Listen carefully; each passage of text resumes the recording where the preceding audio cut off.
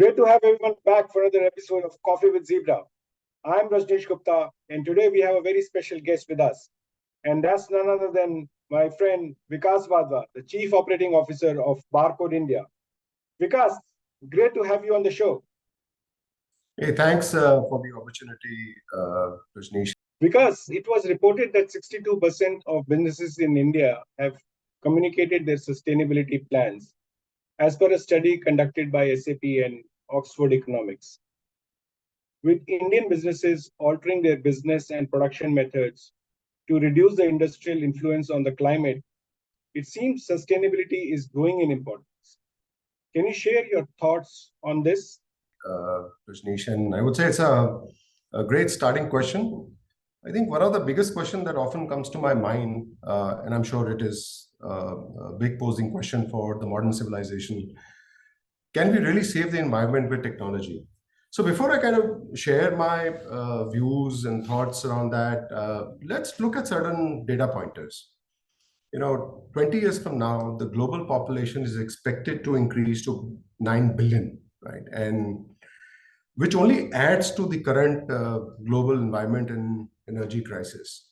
And to combat this, I firmly believe that we as people, individuals, industry, and society need to become environmentally conscious of everything around us. It has to be part of, to the extent of saying that it has to be part of our organizational DNA or our DNA, especially looking from an India lens, as the most populous country with about 1.4 billion people and growing, and soon reaching to 1.6 billion in the time frame that we talked about, which is about 2 decades from now. I think it is really, really important and imperative that we kind of look at sustainability as environmental crisis very, very seriously. And if you were to look at the other data pointer of saying, India is expected to reach the number 3 spot as the world's biggest economy or the third biggest economy to the size of 26 trillion from today's sub 4 trillion, right? So there is, on one side, we have huge population. On the other side, we have a big economy set. So sustainability definitely becomes crucial. And this has already been realized by the Indian government, which is on high priority for the Indian government and the industry. Recognizing the importance, Government of India has already set up a very aggressive target to be net zero by 2070. And further to reduce the intensity, the carbon intensity by 45% by about 2030, which is not long from now, which is about 7 years. So it kind of then almost becomes a collective responsibility, collective tasks, that it should be a private, public, and individual responsibility that we go towards that common goal. And as a country, as India has already leveraged technology to effectively broaden and improve service delivery with equitable growth in mind as a major factor, that reflects on the thrust using digital technology. And interestingly, I was reading one article today where 45% of world's global payments are done in India. So that's huge. With that kind of population, to be able to achieve that 45% is huge. And I don't see that changing anytime soon. And then technology definitely plays a very, very important role in the entire cycle of what we typically call as from production to consumption. Be it sustainable warehousing or sustainable logistics, by operating your logistics or warehouse in a way that minimizes the impact on the environment. That's going to be super critical. And then at the same time, it also maximizes the resources that we have, whether it's energy or our people, and then kind of boosting employee productivity by providing a comfortable and work environment. So that's my take on that. And simple things like by implementing energy efficient and digital systems, we can reduce the operating cost of a warehouse. So that means we're already talking about savings, whether it is a warehouse or a factory or a store. I would say we can digitize and simply go paperless, and that kind of adds to a big time on digitization and saving our environment. Tech definitely helps. in reducing wastages, especially if you were to look at cold supply chain, right? Be it in transit or it's simply a busy cooler sitting in a retailer's outlet. And by leveraging technologies such as Internet of Things, or what we more known as called Internet of Things or IoT, we can build more responsible digital supply chain practices. When I say digital supply chain practices, I also include digital manufacturing, which has a major impact on the environment and helps in conserving and optimizing the use of resources. You will be surprised that by simple commitment to sustainability, a company or a brand can improve its reputation and profitability and attract new customers. And especially very, very important when we talk about Gen Zers or Gen Alpha, who really value environmental responsibility by a brand. So that means you're also driving a lot of brand loyalty. And as we all know, Gen Z and Alphas are also a big influencers. They're really conscious about environment. They're impulsive buyers. So I think those are some of the factors which are important. However, moving forward, compliance by laws and regulations is only further going to require companies to reduce their environmental impact and create a more sustainable supply chain practice that can help enterprises comply to this requirement. So in terms of early adoption, it's any which way is going to benefit them in the long run, looking at where we are headed, right? And as leaders, whether you look at Zebra as leaders, we already forward thinking and building products which are future ready technologies. Let's look at the mobile portfolio that is there in today's Zebra's portfolio, already offering 5G, Wi-Fi 6, upgradable to RFID. That kind of in itself strengthens the already strengthened enterprise rugged terminal portfolio, whether it's the tablets or it's the terminals.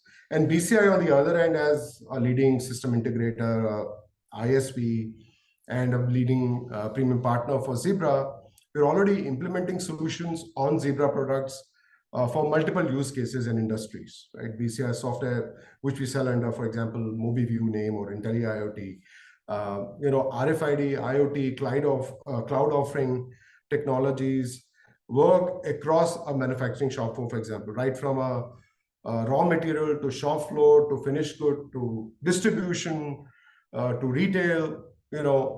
All these help more sustainable business practices. For example, if I were to look at some of the examples, solutions that we provide visibility till the item level, the technologies that Zebra brings or what BCI brings to the table are deployed at point of activity where the real action happens. That means we're capturing the data at the edge layer itself as it happens. So, capturing it at the right time, at the right location, in the right process and every time. I think those are critical aspects, and ensuring that there is a complete track and trace or traceability of products. Whether it's businesses or management is always aware when, where, how, who is performing a task or where the material is.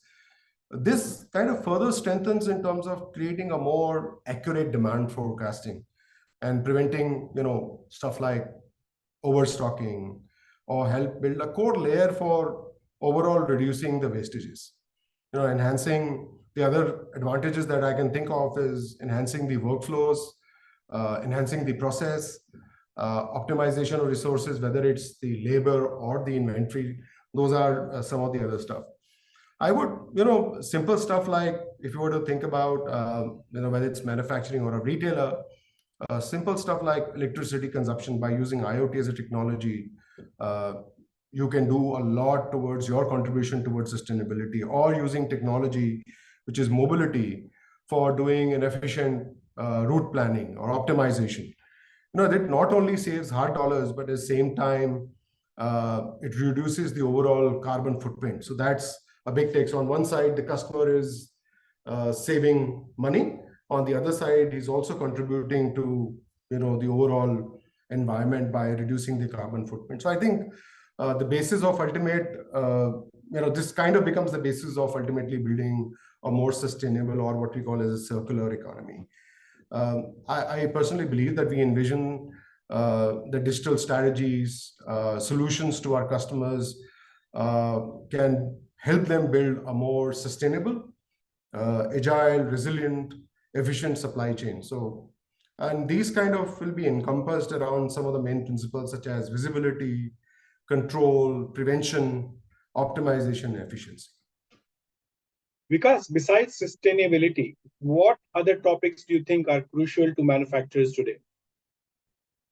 So I have covered a lot in my previous question, but from my experience of serving the Indian industry, more specifically Indian market and Indian manufacturers for about 25 plus years, I think there are four important aspects for any manufacturer. And this is not only just for India, but anywhere across the world. The first one is man. Who is the person working? What is the method, or what you call as a process or a stage? Number three would be material. That means which is the material that is used in a process. And third, which is machine. That means which is the machine that is being used to build that product. So what we call as 4Ms. And capturing the data in manufacturing workflows is extremely critical. And as we move forward, it will become more complex as we have more higher volume and reaching what we talked about, some of the other data points of reaching 9 billion, a huge amount of GDP in India. It all, as it is, makes it very, very complex. And to have the the capability to have a greater real-time visibility over their assets and inventory, and to be able to track it literally on a real time is going to be extremely critical as we adopt Industry 4.0 and beyond. You're already talking about Industry 5.0, for example, right?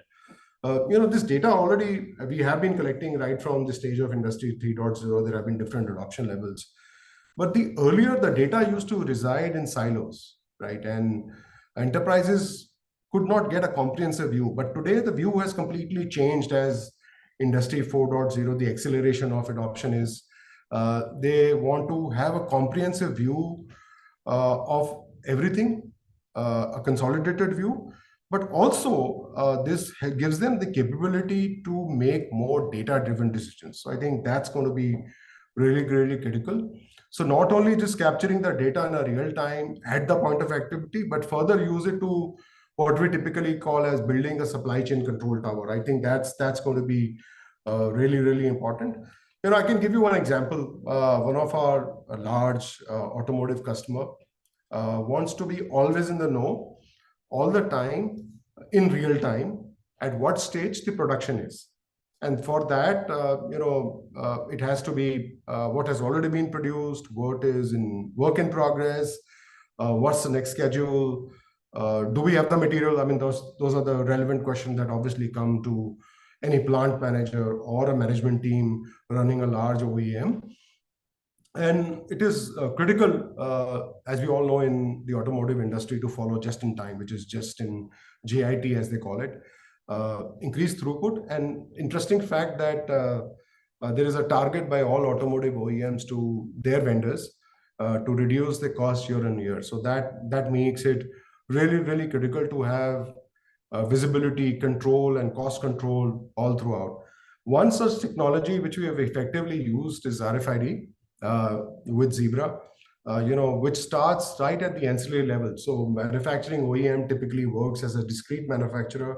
There is a whole area of tier 1, tier 2 suppliers who supply in the material to an OEM just in time, right? So the traceability actually starts at the ancillary supplier level itself, where the components are supplied in RFID tagged RTIs, which means returnable transport items.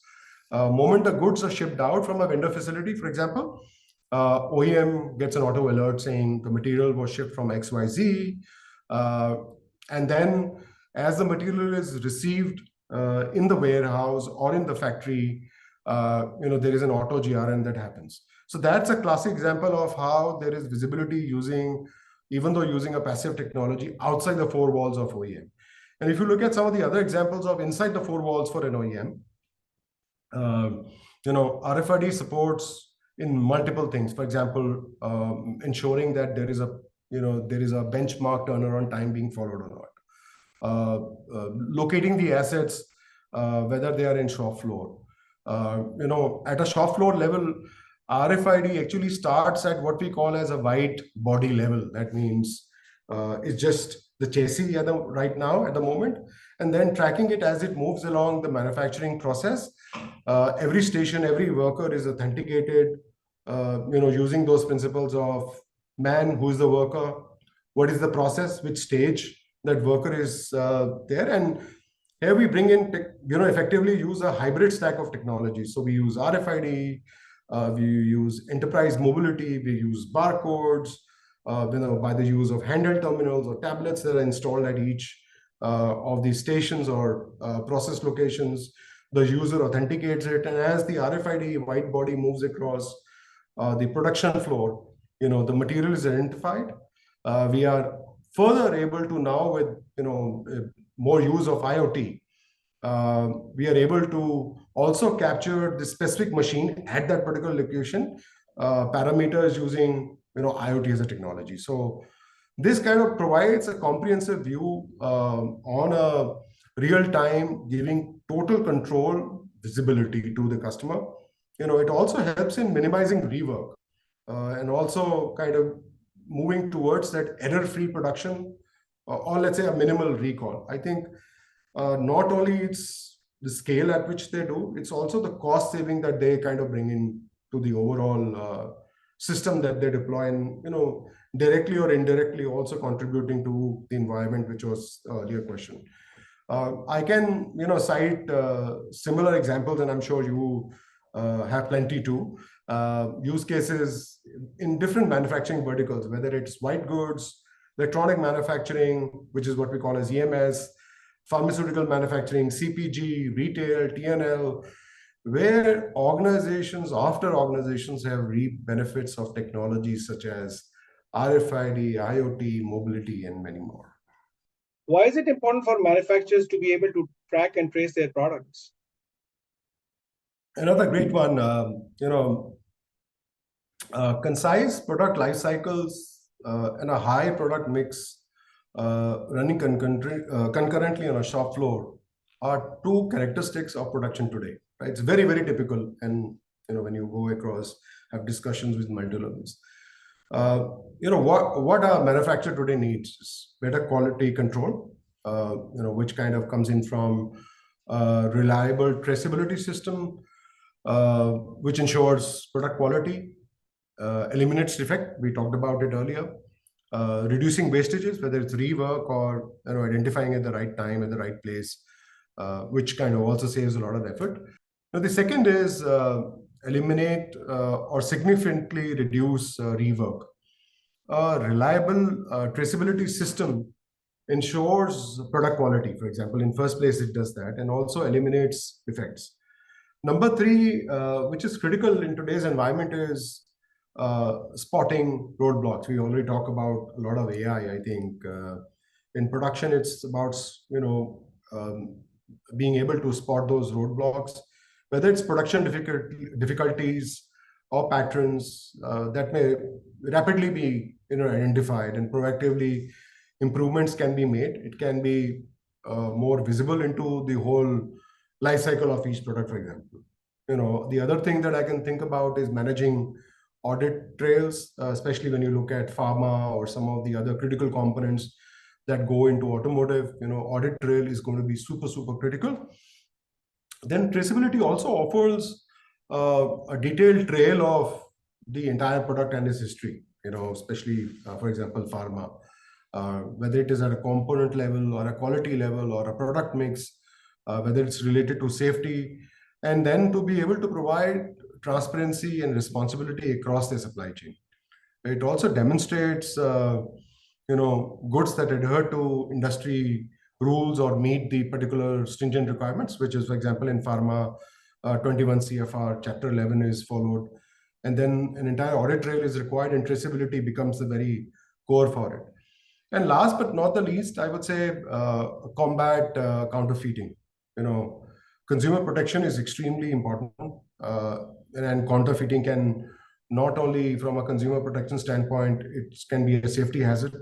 Substandard products in the market, whether it's food, medicines, even components, some of the components. Mobile battery, we saw some of the incidences in last few years, where mobile batteries had caught fire, or home appliances. All these are going to be super critical for us, for having a concise product life cycle, and traceability is going to be extremely critical. Because you also mentioned the importance to achieve real-time visibility over assets and inventory. I believe this can be done with the use of right RFID and locationing systems. Can you please share more? A lot has been already covered in my earlier response, but I think the fundamental thing is RFID works on unique ID basis, right? Each item has its unique identity, and RFID is one technology which is non-line of sight.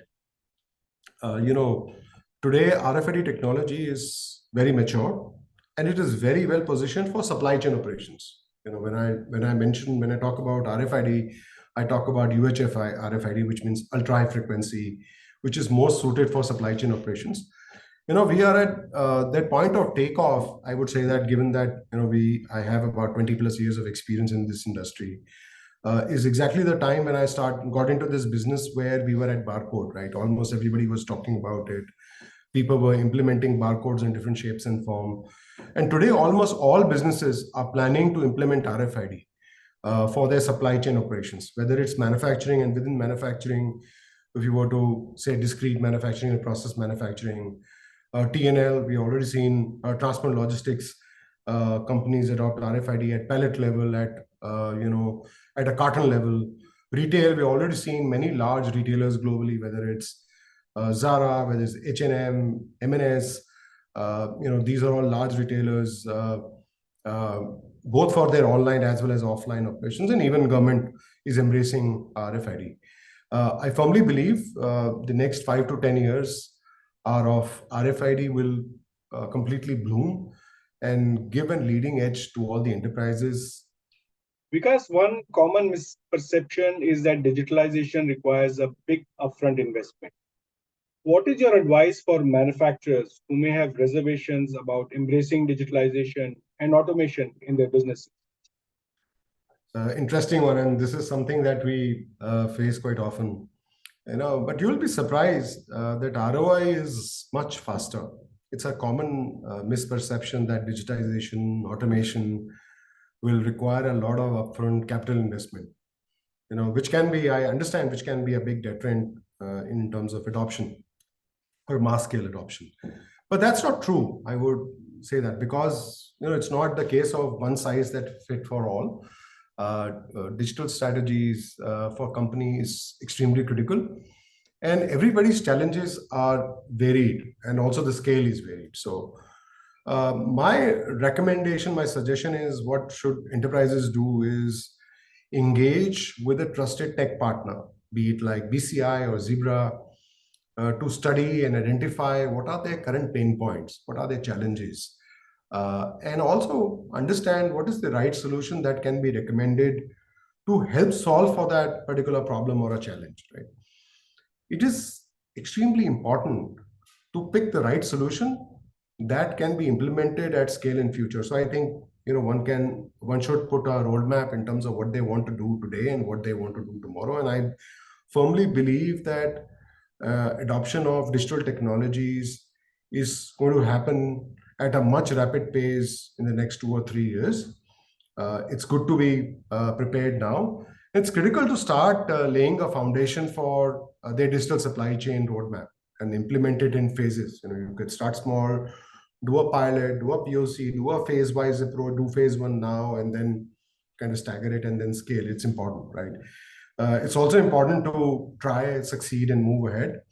That way, the digitization is able to scale upwards to be more advanced, and also can, adopt use of technologies such as RFID, IoT, or mobility as the business continues to grow. So that's one fundamental take from my end. And I also strongly believe that today's organizations have no choice but to invest in technology. The fast pace of adoption of technology, even at the grassroots level, if you were to look at it, even in our daily lives, smartphone has penetrated across all areas of society. And look at very much in India, we talked about it. And it's also kind of gone into the areas such as digital payment, and every person today has a smartphone, is doing transactions digitally. So our lives are now completely encompassed around technology. Most enterprises have to start planning, whether they have already started planning or planning their digital strategies or industry 4.0 strategies. And mobility, RFID, IoT are critical technology pieces that they need to be competitive in today's fast-paced tech environment. Even at cost of repetition, I would say that it is important to pick the right solution, more importantly, the right partner that ensures that business continues to operate smoothly and grow. Vikas, thanks for your time today and for those amazing insights. Hope to see you in person soon at some point in time. Cheers to our partnership, and thank you very much for having us on the show.